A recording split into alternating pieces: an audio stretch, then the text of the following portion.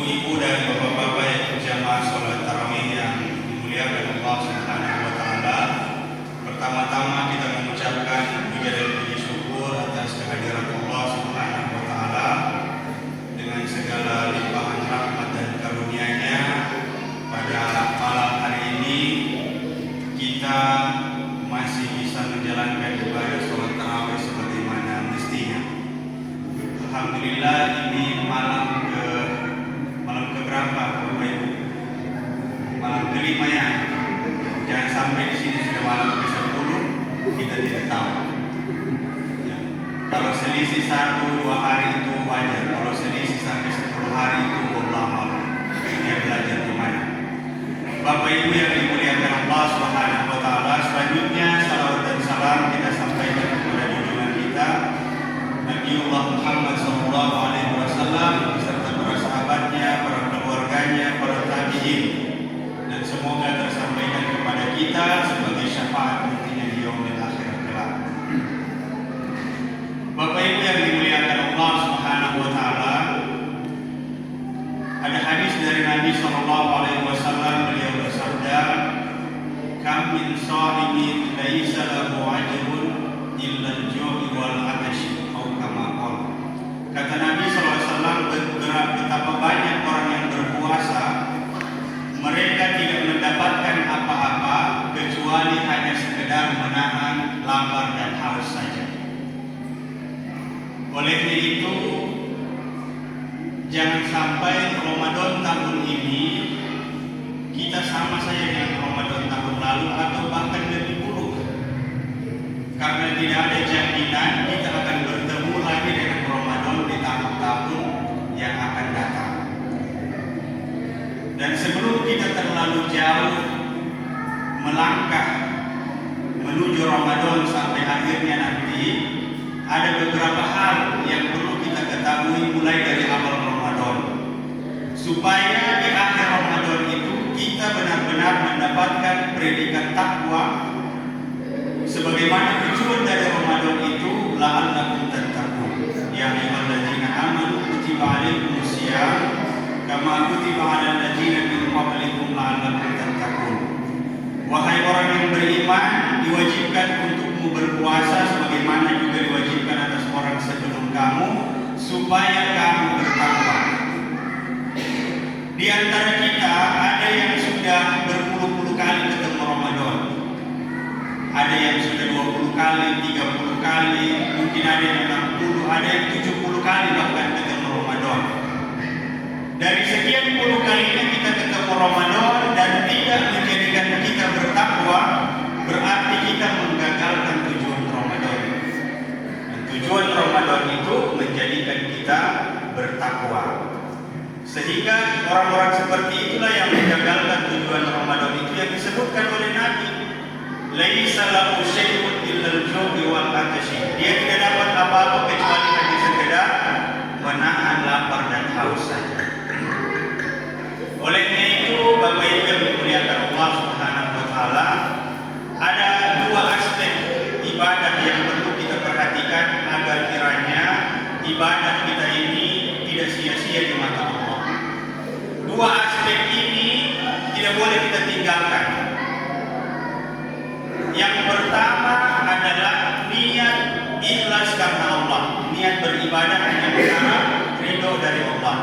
Sebagaimana hadis Nabi SAW, "Man shoma Ramadanan imanan wa ihtisaban, ghufira lahu ma taqaddama min dzambi." Barang siapa yang berpuasa semata-mata hanya mengharap ridho dari Allah, maka Allah akan mengampuni dosa-dosanya yang telah berlalu. Karena banyak di antara kita berpuasa belum tentu niatnya karena Allah. Ada yang ditanya, kenapa ini puasa? Ada yang jawab, saya puasa karena tidak ada yang masak di rumah, akhirnya saya puasa juga. Dia puasa bukan karena Allah, karena di rumah itu tidak masak. Ada yang puasa karena malu, anaknya puasa, istrinya puasa, mertuanya puasa, dia malu untuk puasa juga. Dia puasanya bukan karena Allah, tapi karena malu. Jadi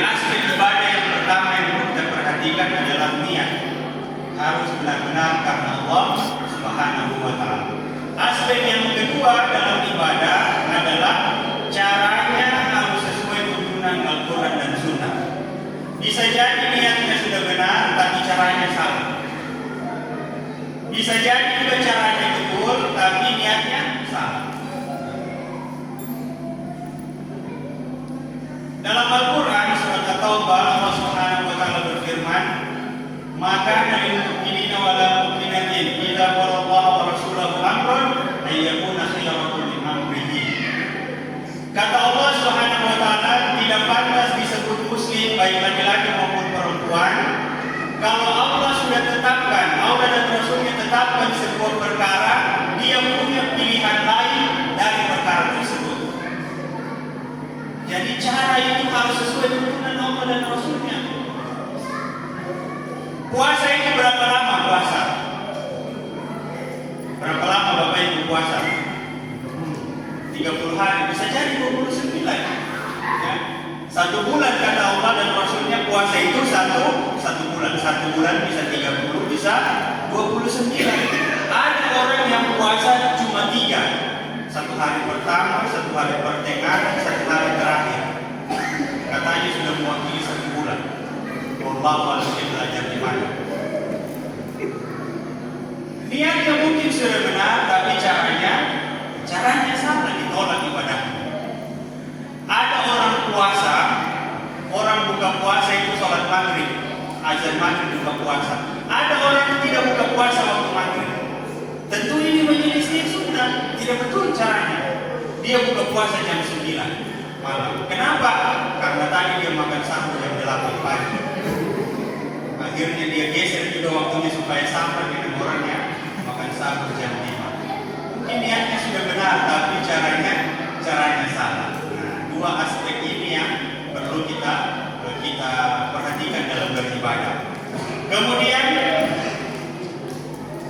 kata Nabi SAW di hadis yang awal saya sebutkan, "Kam min shaimin laisa lahu syai'un illa al-ju'i wal 'atsy."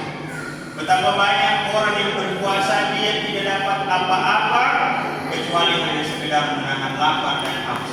Jangan sampai ini termasuk kita semua. Dan mudah-mudahan kita yang hadir di masjid ini tidak hanya sekedar puasa, menahan lapar dan haus. Ada ciri-cirinya. Orang-orang yang puasanya hanya sekedar menahan lapar dan haus. Orang kalau puasanya benar, niatnya karena Allah, caranya benar, ketika dia buka puasa jam-jam kritis, jam-jam 4, jam 5, semua makanan dia mau kasih habis. Tapi setelah azan maghrib masuk 1 teguk gelas air minum, kemudian sepotong kurma atau roti, selesai semua hawa nafsunya tadi.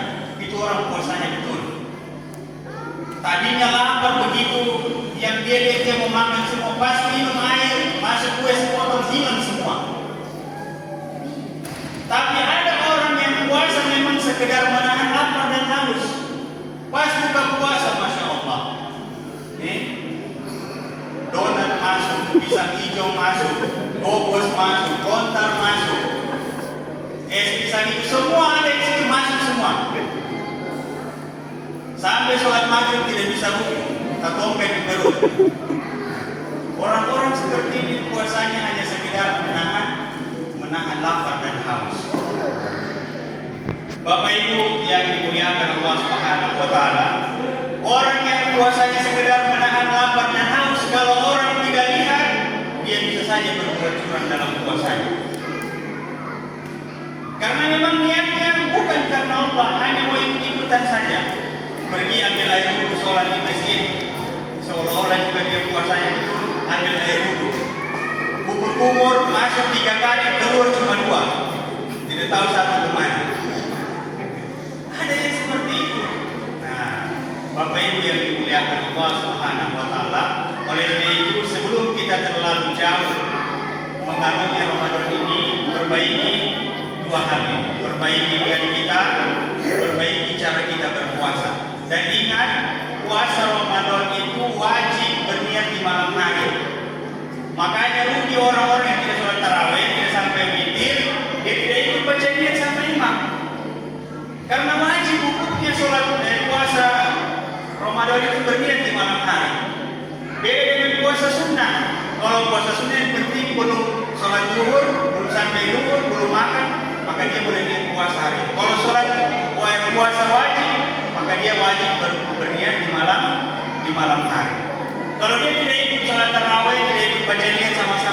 paling tidak dia tahu bahwa sebelum tidur itu dia harus baca niat puasa. Kalau dia bisa bahasa Arab, tahu itu sama dari mana dari Pakistan Ramadan Haji Sanjung kita. Kalau dia tidak bisa bahasa Arab, bahasa Indonesia juga bisa. Saya ingin puasa besok karena Allah.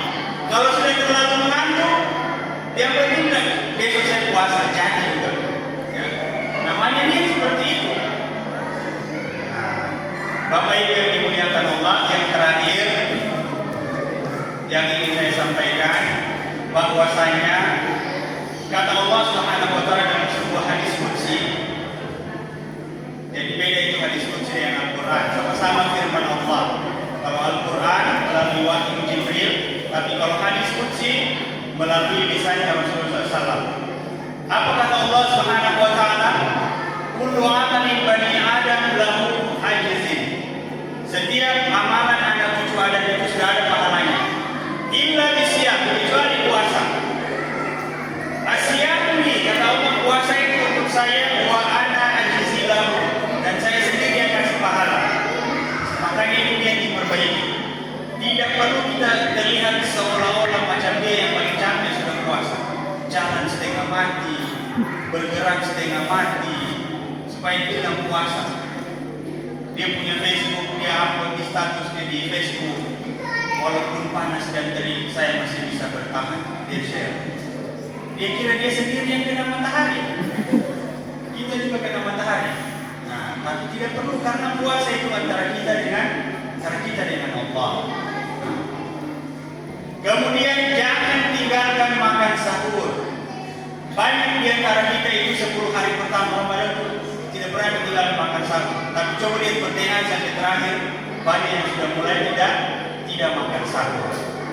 Keberkahan di dalam makan sahur, Allah Subhanahu wa taala mengabulkan doa-doa kita ketika waktu sahur. Doa apa saja? Doa mancing, doa apa, semua dikabulkan ketika sahur. Dan disunahkan sahur ini diakhirkan, jangan terlalu terakhir juga. Ada juga orang sekarang sahurnya terlalu cepat, jam 2 sudah sahur, akhirnya ketiduran, tidak sholat subuh. Ya kan?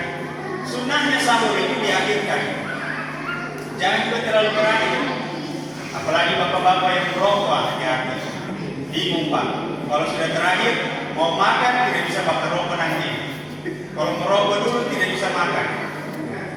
Akhirnya dia tiba nasi sambil dia bakar rokok. Satu suap nasi satu kali isap.